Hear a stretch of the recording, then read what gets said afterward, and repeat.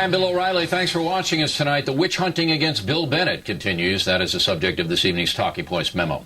2 weeks after Dr. Bennett was embarrassed by his gambling exposure, another vicious hit piece appeared yesterday in the New York Times. Frank Rich, a Times columnist, gleefully makes a case that Bennett is a hypocrite, thus joining with a witch-hunting crew led by Michael Kinsley.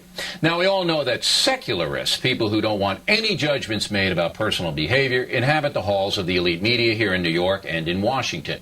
And these people are very powerful, despite the fact that most Americans disagree with them. Most of us believe there are standards of behavior, and that is what Bill Bennett believes. Bennett's basic tenet is that children imitate the behavior of their parents, and therefore parents should provide good examples and precise moral training for their kids. Bennett is a traditionalist, a religious guy, and he's also conservative politically.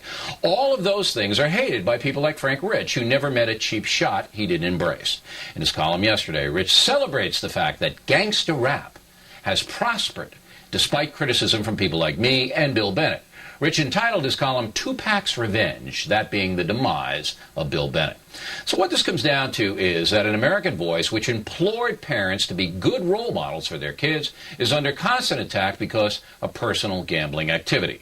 Frank Rich and other witch hunters would much rather the kids listen to Ludacris and Eminem than read the Book of Virtues by Bill Bennett, who played machine poker.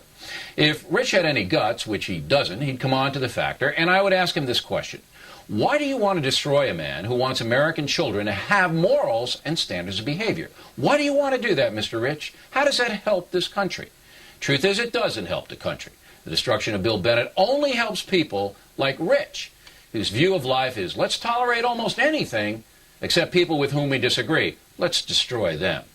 Talking Points believes most Americans see the Bill Bennett story for what it is, an attempt to silence one of the few voices that is calling for parental responsibility and a society that values decency.